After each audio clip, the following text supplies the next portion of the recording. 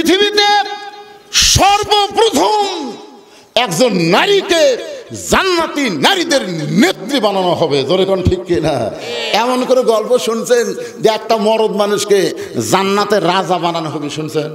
কথা কন না কেন? কি আবার বাংলাদেশে একাধারে খালি নারী, এরশাদ চাচার পর থেকে আর কোনো মরদ নাই। কোন দিকে যাবেন? রাস্তা দিয়ে গেলে বাড়িতে মরদ মানুষ আছে কিনা বোঝা যায় না, খালি মেয়ে মানুষের কণ্ঠ শোনা যায়। কে রে, মেয়ে মানুষের এত পাওয়ার কে দিল রে? সুবহানাল্লাহ বলে। জামদের চমকে গেল। এতক্ষণ মনে করছিলাম যে রোমের বাদশা আল্লাহর ওলি, এখন এসে শুনতেছি ওর মেয়ে। তাও এত বছর হলে পাগলি অবস্থায় আছে। জামবিদ রহমান ধীরে ধীরে ওই পাগলি মেয়েটার দরজায় গিয়ে বললেন, মা দরজা খোলো, কোন রোগে তুমি রুগী হইছো, আমি তোমাকে একটু পরখ করে দেখতে চাই। মেয়েটা বলে, আল্লাহর ওলি, মক্কা মদিনায় যাওয়ার চাইছিল, কিন্তু মক্কা মদিনা বাদ দিয়া এই পাগলির কাছে কেন আসলা? জামবিদ চুম করছে। আমি মক্কা মদিনায় যাওয়ার চাইছিলাম, মক্কা মদিনায় না যে এই পাগলির কাছে কেন আসলাম? মেয়েটা বলে, জামবিদ রে, মক্কা মদিনায় তুমি কেন যাবে? জামবিদ বলে, মা তুমি কি জানো না মক্কায় আল্লাহর ঘর, ওই মদিনায় রাসূলেরও যা, প্রত্যেকটা মুমিন মুসলমান মক্কা মদিনায় যাবার চাই। মেয়েটা বলে, আমি মক্কা মদিনায় যাব না, মক্কা মদিনা কি আমার কাছে আসবে না? জামবিদ বলে, মা উল্টা কথা বলো না, মা উল্টা কথা বলো না, মক্কা মদিনা কোনোদিন মানুষের কাছে আসে না, বরং মানুষগুলোকেই মক্কা মদিনায় যেতে হয়। মেয়েটা বলে, জামবিদ রে, এটাই যদি তোমার ধারণা হয় তাহলে শুনে নাও, তুমি এখনো কামেল হতে পারো নাই। এটাই যদি তোমার ধারণা হয়। কি সারাদিন ধরে মারছে, সারাদিন মারার পরে গোটা দেহ যখন রক্তাক্ত হয়ে গেছে, তারপরে সারা রাত বুকে পাথর চাপা দিয়ে রাখছে, সারা রাত। আবু জেহেল বলতেছে, যে পাথর বেলালের বুকে চাপা দিয়েছি, এ পাথর তো আমাকে সুস্থ মানুষের বুকে দেওয়া মাত্র মরবি, আর এক সারাদিন মারার পরে তো আহত হয়ে গেছে, এত ওজনের পাথর চাপা দিলে মরে যাবে। সকালবেলা লাশ তোমরা টেনে নিয়ে যা আব্দুল্লাহর এতিম পোলার সামনে দিয়ে আসো, আমাদের গোলামকে মুসলমান বানালে আমরা তার অবস্থা এমনি করে দিব। এই কথা বলে আবু জেহেল যখন চলে গেছে বাড়িতে, সকালবেলায় কতগুলো কাফের যুবক বেলালের লাশ নিতে আইসা দেখে বেলালের বুকের পাথর নিঃশ্বাসের সঙ্গে উঠতেছে আর ডাবতেছে। ওরা কয়, কে রে, চাপা দিলি মরবি। আর সেই লোকটার নিঃশ্বাসে এত পাওয়া। এই নিঃশ্বাস কি সাধারণ নিঃশ্বাস? এই নিঃশ্বাস হলো ইমানদারের নিঃশ্বাস। জোরে কোন ঠিক কি না? কি জেলের মধ্যে নিয়ে থেকে, জেলের থেকে নিয়ে যা তুমি হাসপাতালে হত্যা করবা? হ্যাঁ, 13 বছর অন্যায়ভাবে হুজুরকে জেল দিলে, এত তোমার খায়স মিটল না। তুমি জেল থেকে বের করে মিথ্যা নাটক করে তুমি হুজুরকে হাসপাতালে হত্যা করবা। আপনারা বলেন তো, হুজুরের নিঃশ্বাস নাই? যখন আসে না নাই? আপনার ওই ভিডিও দেখছেন, উনি যখন হাসপাতালে বেডের উপর বসে আছেন, দেখছেন? একটু মনোযোগ দিয়ে শুনবেন। যুবকের এক দৌড় নেতার কাছে, নেতা আপনি বলেছিলেন পাথর চাপা দিলেই মরে যাবে, আসেন মরে নাই, বরং নিঃশ্বাসের সঙ্গে পাথর উঠতেছে আর ডাবতেছে। আবু জেহেল ওতবা সাইবা দৌড়ে এসে দেখে বেলালের জবান থেকে আল্লাহ আল্লাহ আল্লাহ আহাদ আহাদ উচ্চারণ হচ্ছে। কুলহু আল্লাহু আহাদ, পড়েন, কুলহু আল্লাহু আহাদ আল্লাহুস সামাদ লাম ইয়ালিদ ওয়া লাম ইউলাদ ওয়ালাম ইয়াকুল লাহু কুফুয়ান আহাদ। আবু জেহেল বলতেছে, জিহ্বা টেনে বের করো, যে জিহ্বাতে আল্লাহ আল্লাহ আল্লাহ উচ্চারণ করতেছে, ওই জিহ্বা পেরেক মেরে দিতে হবে। বেলালের মুখের মধ্যে হাতটা দিয়া জিহ্বা টেনে বের করে ওই জিহ্বার মধ্যে ছয়টা বাউল কাটা ঢুকাই দিলেন। বাউল কাটা হলো খেজুর কাটার চাইতেও মোটা, এরকম 6টা কাটা এই পার্দে ঢুকায় ওই পার্দে বের করে দিলেন। এরপরেও হযরত বেলালের জিহ্বা দিয়ে রক্ত বের হয়, রক্তের মধ্যে ফুটি বলতেছে আল্লাহ আল্লাহ আল্লাহ আল্লাহ আল্লাহ আল্লাহ।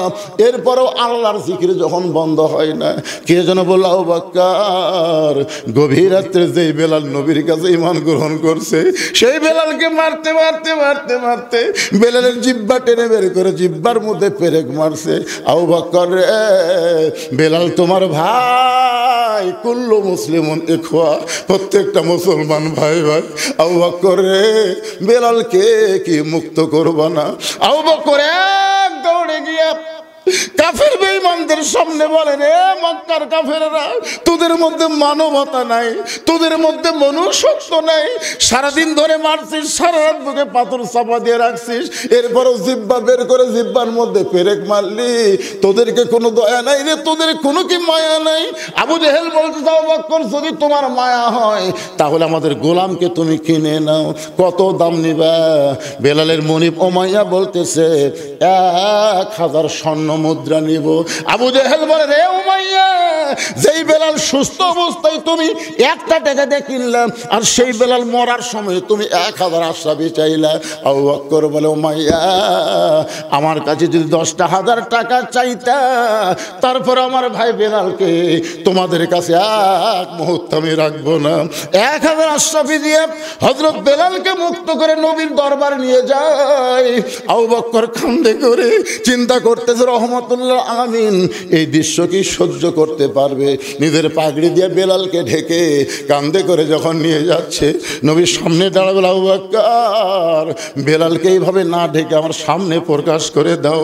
আবু বকর, হুজুর, আপনি সহ্য করতে পারবেন না, ওই কালো মানুষটা রক্ত লাল হয়ে গেছে। রাসূল বলে, আবু বকর, তুমি কি জানো আল্লাহ তাআলা আমার বেলালের জন্য কোরআনের আয়াত নাজিল করেছে?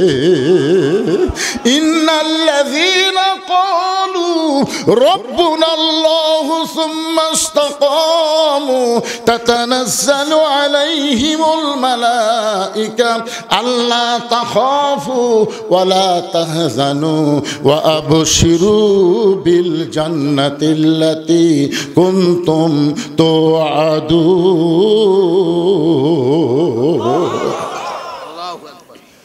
হযরত আবু বকর আস্তে করে বেলালকে নিজের কাঁধ থেকে নামালেন।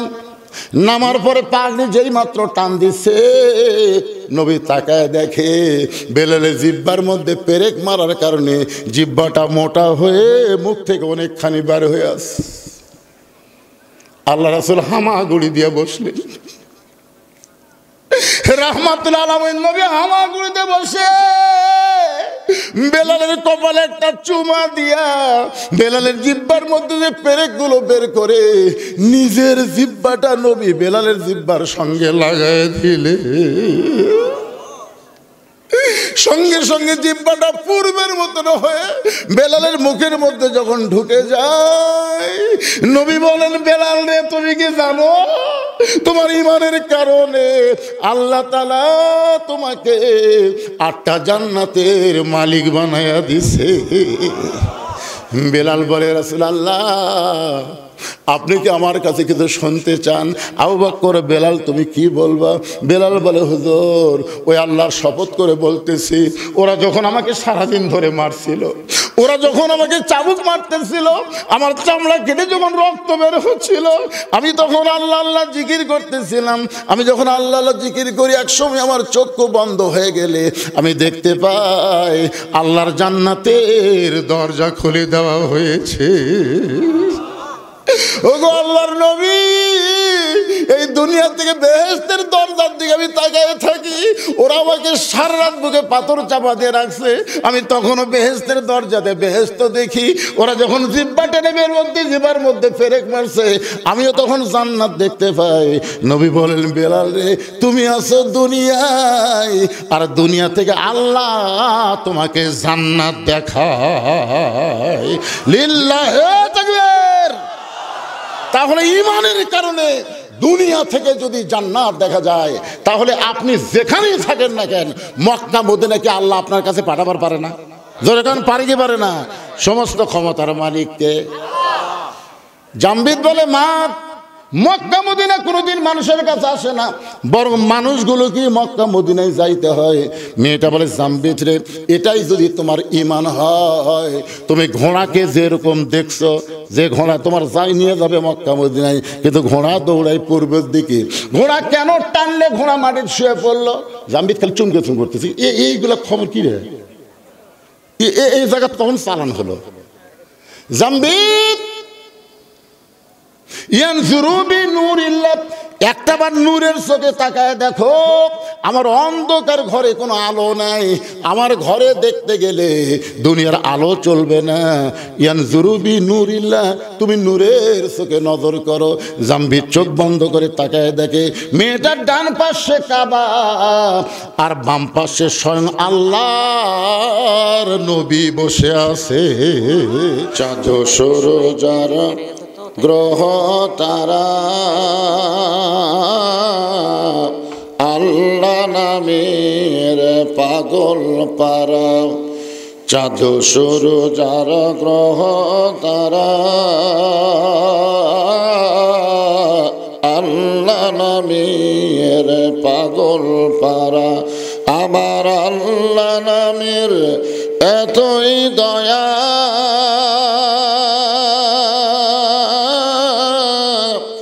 আল্লাহ নামের এতই মায়া, লুকিয়ে রাখছেন হে আল্লাহ জোরে লা ইলাহা ইল্লাল্লাহ, লা ইলাহা ইল্লাল্লাহ, লা ইলাহা ইল্লাল্লাহ, লা ইলাহা ইল্লাল্লাহু মুহাম্মাদুর রাসূলুল্লাহ।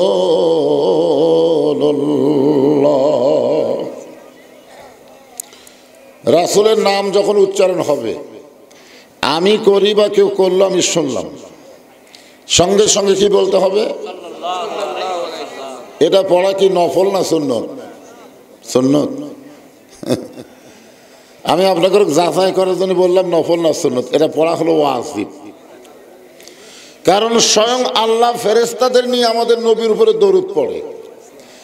আল্লাহ যেটা করে সেটা আমাদের জন্য সুন্নত। আল্লাহ রাসূল বলেছেন, হযরত আলী থেকে বর্ণিত, যে নবীর নাম শোনার পরে যে ব্যক্তি দরুদ শরীফ পড়ে না হলো সবচাইতে বড় কৃপণ।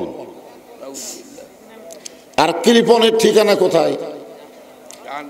একে সরাসরি বলা হয়েছে আল বাখিলু লা ইয়াদখুলুল জান্নাহ, বখিল কখনোই জান্নাতে প্রবেশ করবে না। আমরা নবীর প্রতি দরুদ না পড়ার কারণে বখিল হব? যদি পড়ি আমাদের লাভ কি? এটা হাদিসে কুদুসি। হাদিসে কুদুসি বোঝেন আপনারা? হাদিস হলো 4 প্রকার। ধরে কোন কয় প্রকার? একটা হলো হাদিসে কওলি, যেটা আল্লাহর নবী জবানে বলেছেন, এটা হলো হাদিসে কওলি। একটা হলো হাদিসে ফেলি, যেটা রাসূল বলে নাই আমল করেছেন, এটা হলো হাদিসে ফেলি। আর একটা হলো হাদিসে তাকরিরি, সাহাবীরা আমল করেছেন, নবী সমর্থন করেছেন, এটা হলো হাদিসে তাকরিরি। আর একটা হাদিসে কুদুসি, সরাসরি আল্লাহর কথা নবীর জবান দিয়ে প্রকাশ পাইছে। সবচাইতে গুরুত্বপূর্ণ হাদিস হলো হাদিসে কুদুসি। এরকম একটা হাদিস আল্লাহ থেকে নবীর জবান দিয়ে প্রকাশ পাইছে। রাসূল বলতেছেন, ইন্নী লাকিতু জিবরিলা, একদিন জিবরিল আমিনের সঙ্গে আমার সাক্ষাৎ হলো। আমার কানে কানে কয়ে গেল ইউনিট কেটে গেছে, ইউনিট, যার কারণে এরকম হচ্ছে। হুজুর আমরা ঠিক করতেছি। তো হাদিসটাকে শোনেন।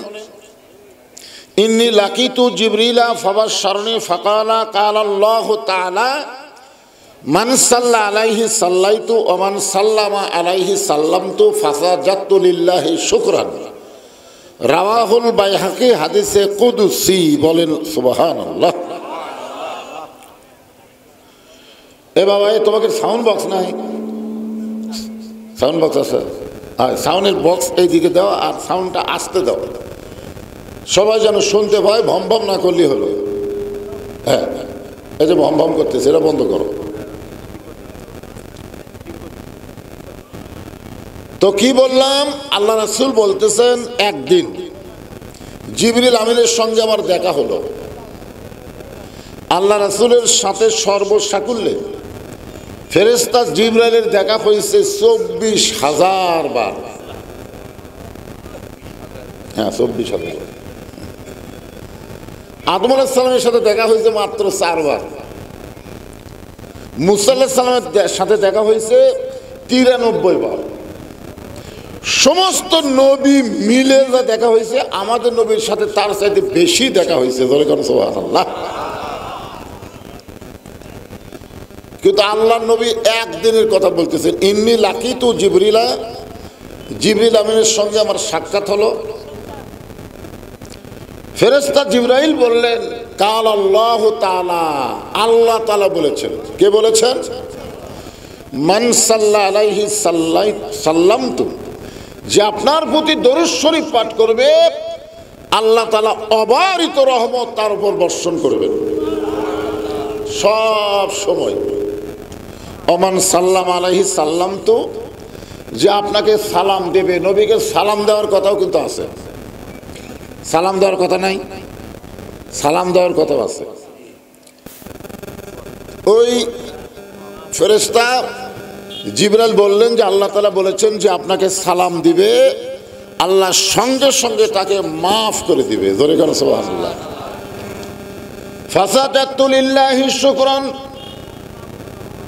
উম্মতের ব্যাপারে এইরকম খোঁজ খবর শুনে আল্লাহর নবী সেজদায় পড়ে গেলে, আল্লাহর নবী আমাদেরকে এত ভালোবাসেন যে ভালোবাসার কারণে ফেরেশতা জিবরাইল যখন আল্লাহর পক্ষ থেকে দরুদের ব্যাপারে আমাদেরকে খোঁজ খবর দিলেন, সঙ্গে সঙ্গে আল্লাহর শুকরিয়া জ্ঞাপন করার জন্য নবী আমার সেজদাত গেলেন। কোথায় গেলেন? আচ্ছা, ফেরেশতা জিবরাইল এসে নবীকে এই খোঁজ খবর দিলেন আমাদের ব্যাপারে, নবী সেজদাত গেলেন কেন? কারণ নবী সরাসরি যখন আল্লাহর সঙ্গে কথা বলবে, তখন জিবরাইলের দরকার হয় না, তখন যেটা দরকার তার নাম হলো সেজদা। তার নাম কি? আল্লাহ কোরআনে বলেছেন অসজুদ ওয়াক্তারিফ, সেজদা তোমাকে আল্লাহর নিকটে পৌঁছায় দিবে। ধরে কেন সুবহানাল্লাহ। আল্লাহ রাসূল বলেছেন আন তা'বুদুল্লাহা কাআন্নাকা তারাহু ফাইন লাম তাকুন তারাহু ফাইন্নাহু ইয়ারাকা। যখন কোনো আল্লাহর বান্দা আল্লাহকে সেজদা দিবে, ওই বান্দাটা আল্লাহর ভিতরে নিজের অস্তিত্ব বিলীন করে দিবে। ধরে কেন সুবহানাল্লাহ। আচ্ছা, আল্লাহর ভিতরে আপনার অস্তিত্ব কেমনে বিলীন করে দিবেন? সুবহানাল্লাহ তো ভালোই করলেন, এটা বোঝা লাগবে।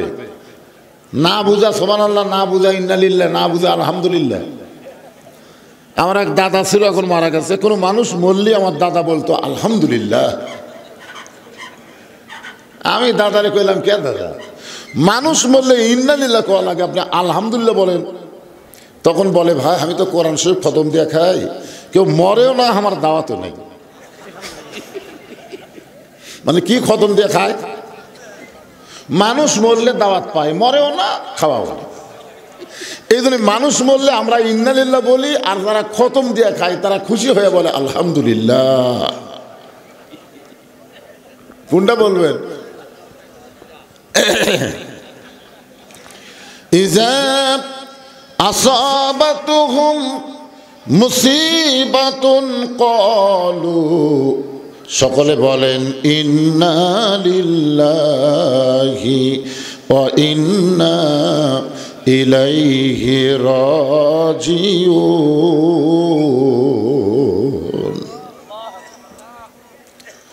আল্লাহ নবীর সেজদা থেকে মাথা তুললেন, নবীর চোখ দিয়ে দর দর করে পানি পড়তেছে। ফেরেশতা জিবরাইল বললেন, ইয়া রাসূলুল্লাহ, আপনার উম্মতের ব্যাপারে এত বড় একটা খোঁজখবরই দিলাম, সেই খোঁজখবরই শোনার পর আপনি সেজদা দিলেন, সেজদা থেকে চোখের পানি বের করে সেজদা কমপ্লিট করলেন। রাসূল বলে, জিবরাইল, এত সুন্দর বয়ানের পরেও আমার কতগুলা উম্মত এই দরুদ পড়া থেকে গাফিল হয়ে যাবে। এত সুন্দর ওয়াজ করার পরেও কতগুলো উম্মত এই সাল্লাল্লাহু আলাইহি সাল্লাম বলা থেকেও নিজকে অলস করবে। অলস বোঝেন না? মুখ খুলবে না। আপনার পাশেরটাই বলবে সাল্লাল্লাহু আলাইহি সাল্লাম, ও মুখ খুলবি না। আপনার বলেন তো, কোরআন তেলাওয়াত যখন করলাম, আপনার সবাই মুখ বন্ধ করে থাকলেন না? ওই সাইড থেকে একজন করল আল্লাহু আকবার। আচ্ছা, সবাই তো আমরা মুসলমান। আপনি আওয়ামী লীগ করেন, বিএনপি করেন, জাতীয় পার্টি করেন, জামাত করেন, তাবলীগ করেন, সবাই কি মুসলমান? এখানে সামিয়ানার নিচে যতক্ষণ আমরা বসবো, আমরা অন্য কোনো দল করব না, সবাই একমাত্র আল্লাহর দল করব। জোরে কোন কথা ঠিক কিনা?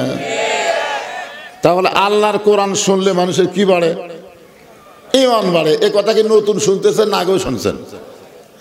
ওয়াইযা তুলিয়াত আলাইহিম আয়াতুহু জাদাতুহুম ঈমানা ওয়া আলা রাব্বিহিম ইয়াতাওয়াক্কালুন। বাবা, হয়েছে? সাউন্ড ক্লিয়ার হয়েছে? শোনা যাচ্ছে তো? আলহামদুলিল্লাহ। বুঝবার পারলি হলো, অসুবিধা নেই।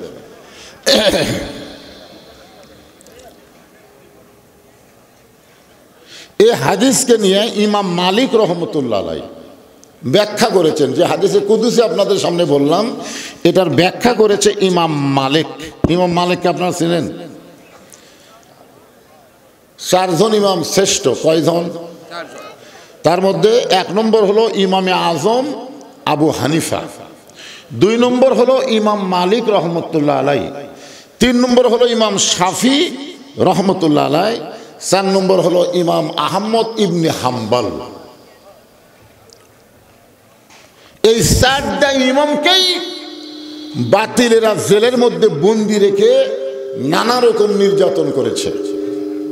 চারজনকেই। ইমাম মালিক রহমতুল্লাহের বাড়ি ছিল মক্কায়। ইমাম মালিক রহমতুল্লাহের বাড়ি কোথায়? মক্কায়। তিনি একাধারে 11 বছর কাবা ঘরের ইমাম ছিলেন। সুবহানাল্লাহ বলেন। কাবা ঘর, কোন ঘর? হ্যাঁ, কাবা ঘরের ইমাম। তিনি একদিন জোহরের নামাজের ইমামতি করতেছেন। জোহরের নামাজের ইমামতি করতেছেন। জোহরের ফরজ হলো 4 রাকাত। জোরে বলেন, কয় রাকাত? 1 রাকাত নামাজ ঠিক আছে, 2 রাকাত নামাজও ঠিক আছে। 2 রাকাতের বৈঠক দিয়ে তিনি 3 রাকাত নামাজের জন্য দাঁড়িয়ে গেলেন। এমন সময় তিনি দেখতেছেন তার মুখ আছে কাবার দিকে, আর ভিতরের মনটা মদিনায় চলে গেছে। আপনারা বলেন তো, কোনো মুসল্লি বুঝবার পারবে? পিছনে যারা ইক্তেদা করতেছে তারা কি বুঝবার পারবে? কিন্তু ইমাম সাহেব বুঝবার পারছে, কে আমার মুখ তো কাবার দিকে, কিন্তু মন। হাদিস আছে বিস্তারিত, হুজুরি কলব ব্যতীত করছেন কালেও নামাজ তোর হবে না। তবে কেন গাও জোয়ারি, মানুষকে দেখো নামাজ পড়ি, ও তোমার সিদ্ধ বীজে সুফসল ফলবে না। আজও কেন আল্লাহর নামাজ কায়েম করলা না? মুখ আছে কোন দিকে? এ ছেলে পেলে মনোযোগ দিয়ে শোনো, পাগলারা। তুমি কি মনে করছো তোমার নামাজ ফরজ হয়নি? নামাজ ফরজ হয়নি? সারা জীবন ওই হারমোনি বাজাচ্ছে। জোরে কান কি বাজাচ্ছে? বুড়া বয়সে যায় নামাজ ধরছে, এখানে হাঁটুর উপরে এরকম হাত থাকা লাগে না, আত্মা হেঁটে পড়তে ওরা হাত খালি এই মানে ওই যে টিপার একটা অভ্যাস আছে, খালি সমানত হাত করলে আর খালি লোক লড়ে। একবার তোলা লাগবে আশহাদু আল্লা ইলাহা ইল্লাল্লাহ, কয়বার? তো উনি যে খালি সমান এই করতেছে, তার মানে বোঝা গেল তুমি যতই চেষ্টা করো যৌবন বয়সে যদি নামাজ না ধরো, বুড়া বয়সে তোমার নামাজ আল্লাহ কবুল করবে না। কারণ নামাজ হলো সরকারি চাকরির মতন, সব বয়সে যেমন সরকারি চাকরি হয় না, সব বয়সে তেমন নামাজও ধরলে হবে না। এই জন্য যুবকেরা মনোযোগ দিয়ে শোনো বাজান, ইয়ারকি মারার দিন শেষ। আগামীতে আসবে আল্লাহর কোরআনের বাংলাদেশ। জোরে গান কথা ঠিক কিনা? ইয়ারকি মারার দিন শেষ। আর কি নামাজ পড়ার ওয়াজ হবি, তাই নামাজ কায়েম হবে। জোরে গান ঠিক কিনা? না পড়লে পাশার কাপড় খুলে 5টা করে বাড়ি, 5টা করে নামাজ পড়বি না, ওর বাপ পর্যন্ত পড়বি। জোরে গান কথা ঠিক কিনা? এজন্য একটু মনোযোগ দিয়ে শোনো সোনার সানেরা, শোনো শোনো। সঙ্গে সঙ্গে ইমাম মালিক নামাজ বাদ দিলেন। ইমাম মালিক যখন নামাজ বাদ দিলেন, সমস্ত মুসল্লি বলে, হুজুর কি হলো কি হলো? ইমাম মালিক বললেন, তোমরা নতুন ইমাম নিয়োগ দিয়া তার পাশে নামাজ পড়ো। তোমরা নতুন ইমাম নিয়োগ দাও, আমার পিছনে তোমাদের নামাজ হবে না। সমস্ত মুসল্লি বলে, হুজুর কেন হবে না? ইমাম মালিক বললেন, আমার মুখ আছে কাবার দিকে, মন চলে যায় মদিনার দিকে। কাবার দিতে শুধু মুখ করলে হবে না, মনটাও কাবা করা লাগবে। ধরে কোন ঠিক কি না? এই জন্য তো শয়তান বলে, তোমরা মসজিদের মধ্যে যতই ঢোকো লাভ নাই। কারণ মসজিদের মধ্যে ঢুকলে নামাজ হবে না, নামাজের ভিতরে ঢোকা লাগবে। ধরে কোন ঠিক কি না? আর যেই ব্যক্তি নামাজের ভিতরে ঢুকবে তার চরিত্র কি? ইন্নাস সালাতা তানহানিল ফাহশাই ওয়াল মুনকার। একমাত্র নামাজই পারে মানুষকে যাবতীয় বেহুদা খারাপি কাজ থেকে বাঁচায় দিতে। আল্লাহ কয়, নামাজের জোরে ফায়েশ আঘাত যাবে দূরে, পাক কোরআনে রয়েছে ঘোষণা। এখন আকাম কুকাম নামাজ রোজা একসাথে বান্ধিয়া বোঝা, আকাম কুকাম নামাজ রোজা একসাথে বান্ধিয়া বোঝা, জাহান্নামে দিয়াছ রওয়ানা, আজও কেন আল্লাহর নামাজ কায়েম করলা না? নামাজ পড়ে সুদ খায়, এরকম সুদা নামাজে আছে না নাই? নামাজ পড়ে ঘুষ খায়,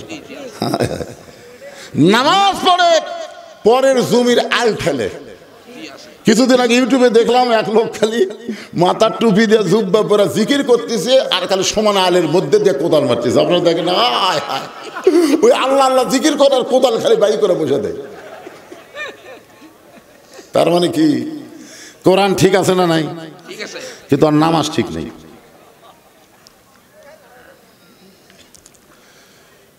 ইমাম মালিক রহমতুল্লাহ তখন থেকে ইমামতি বাদ দিলেন। দুনিয়ার সবাই যখন ঘুমায় গেছে, এমন সময় ইমাম মালিক গভীর রাত্রে কাবা ঘরের কাছে গিয়ে বলে, কাবারে, আমার ওপর মন খারাপ করিস না, আমি আর মক্কায় থাকবো না, আমার মনটা যেখানে যায় আমি চলে যাব মদিনা। মনে বড় আশা ছিল আমি যাব মদিনায়। এ গান গাইলে গুনাহ হবে? তাহলে বলেন, মনে হে বড় আশা ছিল আমি যাব মদিনায়, সালাম আমি করব গিয়া নবীজির রওজায়। মনে হে বড় আশা ছিল আমি যাব মদিনায়, আরব সাগর পাড়ি দিব নাইকো আমার তরি, আমি পাখি নই যে উড়ে যাব ডানাতে ভর করি, আমার স্বাদ আছে সম্বল নাই, স্বাদ আছে সম্বল নাই, করি কি উপায়। মনে হে বড় আশা ছিল আমি যাব মদিনায়। আব্দুল আলিম বলেন, রে বাংলার মুসলমান, তুমি গরিব হওয়ার কারণে হয়তো তোমার মদিনায় যাওয়া হলো না। ওই মদিনার মানুষটাকে কলিজার মধ্যে জায়গা দিয়া ওই নবীর সুন্নত আদর্শ যদি গ্রহণ করো, তুমি মদিনায় যাবার না পারলে কি হবে? মদিনার নবীকে আল্লাহ তাআলা তোমার ভাঙ্গা বাড়িতে পৌঁছাইয়া দিবে। ইমাম মালিক চলে গেলেন মদিনায়। যতদিন তিনি মদিনায় ছিলেন কোনদিন জুতা স্যান্ডেল পায়ে দেন নাই। মদিনার মাটি নিজের গায়ে মাখতেন আর বলতেন, মদিনারে আমি যদি মানুষ না হইয়া তোর বুকের মাটি হইতে পারতাম তাহলে আমার জীবন ধন্য হয়ে যাইত। মদিনারে তোর উপর দিয়ে আমার দয়াল নবী হেঁটে গেছে, যদি আমি মাটি হইতাম নবীর কদম আমার বুকের উপরে পড়তো। মদিনারে কানতে কানতে ইমাম মালিক যখন বেহুশ হয়ে যায়, ওই সময় দেখতে পাই নবী আর রওজার মধ্যে নাই। ইমাম মালিকের শিয়রের পাশে দাঁড়ায় বলে, আব্দুল মালিক এমন করে কান্দিস না। এ মদিনা একদিন ইয়াসরিব ছিল, মদিনা ছিল না। আমি নবীকে কোলে নেওয়ার কারণে হয়েছে মদিনা। আমার যে উম্মতেরা আমাকে মহব্বত করে আমার প্রতি দরুদ শরীফ পড়বে, আমি শুধু মদিনায় একটা থাকবো না, সমস্ত উম্মতের হয়ে যাব মন মদিনা। ইমাম মালিক রহমতুল্লাহ এই হাদিসের ব্যাখ্যা করতে গিয়ে বলেন, জানে উম্মতি মোহাম্মদী একজনকে আল্লাহ মিজানের কাছে নিয়ে যাবে। জোরে কোন কোথায়? মিজান মানে কি? আরো জোরে। এটা কি আপনার বাপের কথা না আল্লাহর কথা? তো আল্লাহর কথা বলতে মুখ বন্ধ থাকে কেরে? মিজান মানে কি? মিজান মানে দাঁড়িপাল্লা। মিজান মানে কি?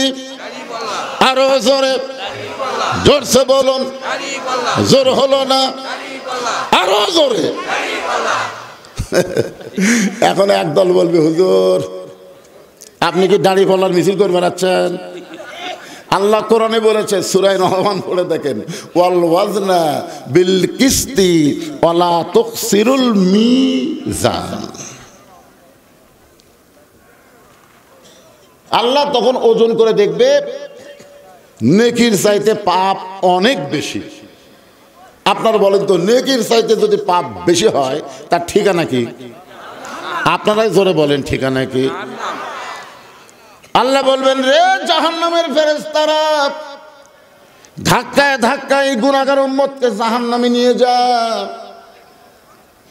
মনে করেন আমি সেই উম্মত, মনে করেন জাহান্নামের ফেরেশতারা ধাক্কায় ধাক্কায় যখন আমাদেরকে জাহান্নামের দিকে নিয়ে যাবে, এমন সময় আমাদের নবী আসেন, আমার মুক্তার আসেন, আমার ব্যারিস্টার, শেষ বিচারের হাইকোর্টেতে তিনি আমায় করবেন পার, আমি পাপী রাসূল জাবিন্দার। আল্লাহ নবীর সামনে দাঁড়িয়ে যাবে, ফেরেশতা বলবে, কে গো আপনি? আজকে হাসরের ময়দানে কেউ কারো নয়। আল্লাহ কোরআনে বলেন, ইয়া আইয়ুহান নাসু তাকু রাব্বাকুম ওয়াখশাউ ইয়াওমান লা ইয়াজজি ওয়ালিদুন আন ওয়ালাদিহি ওয়ালা মাউলুদুন হুয়া জাযিন আন ওয়ালিদিহি শাইয়্যা। হাসরের ময়দানে মা তার সন্তানকে চিনবে না, বাবা তার সন্তানকে চিনবে না, সন্তান তার বাপ মাকে চিনবে না, কেউ যখন কাউকে চিনবে না, ওই সময় কেবলমাত্র আমাদের নবী, ধরে কোন সুবহানাল্লাহ, কেবলমাত্র কার নবী? হ্যাঁ, আমাকের নবী। বুকের দিকে আঙ্গুলটা বলে আমাকের নবী। আদম আলাইহিস সালাম থেকে ঈসা নবী পর্যন্ত সবাই বলবে, ইয়া নফসি ইয়া নফসি, আমার কি হবে, আমার কি হবে। আর আমাদের নবী শুধু বলবে, ইয়া রব্বি হাবলি উম্মতি, আমার উম্মতের কি হবে। ফেরেশতারা বলবে, আপনি কে গো, সামনে থেকে সরেন, আল্লাহ হুকুম করছে একে জাহান্নামে ফেলে দেওয়া লাগবে। নবী বলতেছে, আমার ঠেলা ফেলা দিয়ে আমার উম্মতকে নিয়ে যা। যা, তুই কত বড় ফেরেশতা। আল্লাহ কয়, জিবরাইল কাম হবে না, কাম হবে না। ওই ফেরেশতাগুলো নবী জানে কিন্তু নবীরে চিনে না। সুবহানাল্লাহ খান না কেন? তুমি তো নবীরে চিনো, যাও যাও। ফেরেশতা জিবরাইল নবী চিনার কারণে হাসরের ময়দানে আল্লাহর নবীকে সালাম দেবে না, আসসালামু আলাইকা ইয়া রাসূলুল্লাহ, নবী সালামের উত্তর দেবে না। ফেরেশতা জিবরাইল আবার সালাম দেবেন, আসসালামু আলাইকা ইয়া রাসূলুল্লাহ, নবী সালামের উত্তর দেবে না। ফেরেশতা জিবরাইল আবার নবীকে সালাম দেবেন, আসসালামু আলাইকা ইয়া রাসূলুল্লাহ, নবী সালামের উত্তর দিবে না। কয়বার হলো? জিবরাইল বলে, হুজুর দুনিয়ার জীবনে আপনাকে 24,000 বার সালাম দিছি, সালাম দেওয়া মাত্রই আপনি উত্তর দিচ্ছেন। আজকে হাসরের ময়দান আপনাকে 3 বার সালাম দিলাম, আপনি একটাবার উত্তর দিলেন না। আল্লাহ রাসূল বলে, জিবরাইল সালাম দেওয়ার আগে সালাম দেওয়াটা শিখা লাগবে। ফেরেশতা জিবরাইল বলে, হুজুর আমার সালামের তো ভুল কোথায়? নবী বলে, তুই গ্রামার জানিস? আরবি গ্রামার আছে না নাই? ওয়াহেদ, তাসনিয়া, জমা। আসসালামু আলাইকুম হলো জমা, আসসালামু আলাইকা মানে ওয়াহেদ, আসসালামু আলাইকুমা তাহলে সানি হলো। আরবিতে 1 বচন, 2 বচন, বহু বচন আছে। 1 বচন হচ্ছে কা, 2 বচন হচ্ছে কুমা, 3 বচন হলো কুম। আমাকে যখন সালাম দিবেন তখন কি বলা লাগবে? আসসালামু আলাইকুম। কারণ আমার 2 কান্দে 2টা ফেরেশতা থাকার কারণে আমাকে বহু বচন করা লাগবে, কিন্তু নবীর কান্দে কোনো ফেরেশতা নাই। এই জন্য নবীকে সালাম দেওয়া লাগবে আসসালামু আলাইকা। কয় বচন? 1 বচন। ফেরেশতা জিবরাইল বলে, ইয়া রাসূলুল্লাহ সালামের ভুল কোন জায়গায়?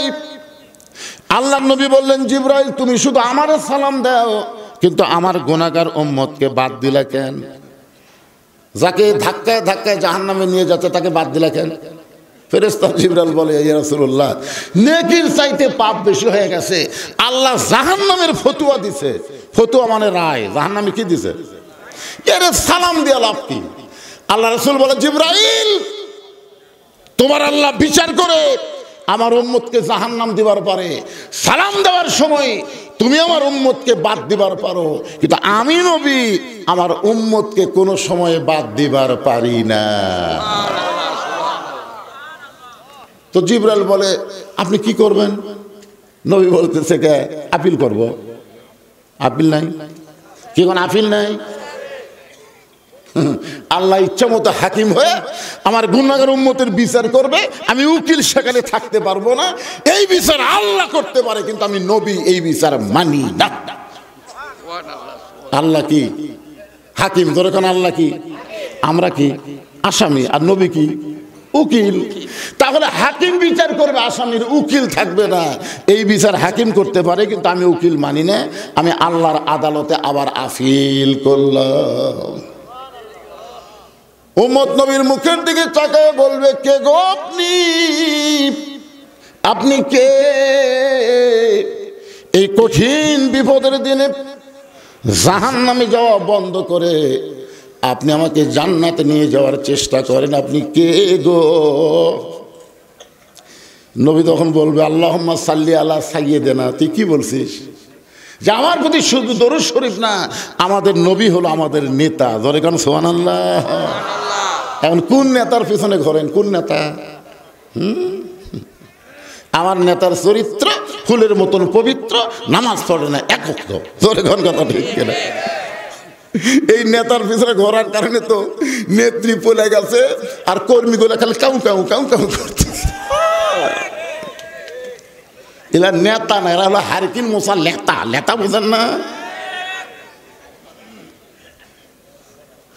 সঙ্গে সঙ্গে আল্লাহ বলবেন, হাবিব আপনার উম্মতের ব্যাপারে আমি আল্লাহ তাআলা আপিল গ্রহণ করলাম। আবার মিজানের কাছে নিয়ে যাওয়া হবে, নতুন করে নেকি আর পাপের ওজন হবে। নেকির চাইতে পাপ বেশি হওয়ার কারণে আল্লাহ বলবেন, হাবিব দেখেন তো আমি কি বিচার ভুল করেছি? নেকির চাইতে পাপ বেশি হওয়ার কারণে আমি আল্লাহ তাআলা তাকে জাহান্নামে রায় দিয়েছি। সঙ্গে সঙ্গে আমাদের নবী জামার পকেট থেকে একটা কাগজের টুকরা বের করে ওই নেকির পাল্লার উপরে দিবেন, সঙ্গে সঙ্গে নেকির পাল্লার ওজন বেশি হবে। আল্লাহ বলে, হাবিব আপনি কি দিলেন? রাসূল বলে, আল্লাহ আমার প্রতি এই গুনাহগার উম্মত মাঝে মধ্যে দরুদ শরীফ পড়তো, আর এই দরুদগুলো ফেরেশতারা মদিনার রওজা মুবারকে গিয়ে তারই নামে আমার কাছে জমা দিত। আজকে আপনার কাছেও এর দরুদের নেকি নাই, ওর আমল নামার মধ্যে নাই, সব জমা আছে আমার কাছে। আমি সেই দরুদের নেকিগুলো নেকির পাল্লায় দিলাম, যার কারণে নেকির পাল্লার ওজন বেড়ে গেল। আল্লাহ বলেন, হাবিব যদি আপনার উম্মত সারা জীবনে একটা নেকিও না করত, শুধু আপনার প্রতি দরুদ শরীফের আমল করত, এই আমলের কারণে আমি আল্লাহ তারে জান্নাত দিয়ে দিতাম। এখন বলেন, এই দরুদ পড়তে আমাদের আপত্তি আছে? যখনই নবীর নাম শুনবো, এই মুসলমানেরা, যখনই নবীর নাম শুনবো, আমি পড়ি বা কেউ যদি পড়ে আমি শুনবো, সঙ্গে সঙ্গে জবান খুলে বলবো সাল্লাল্লাহু আলাইহি ওয়াসাল্লাম।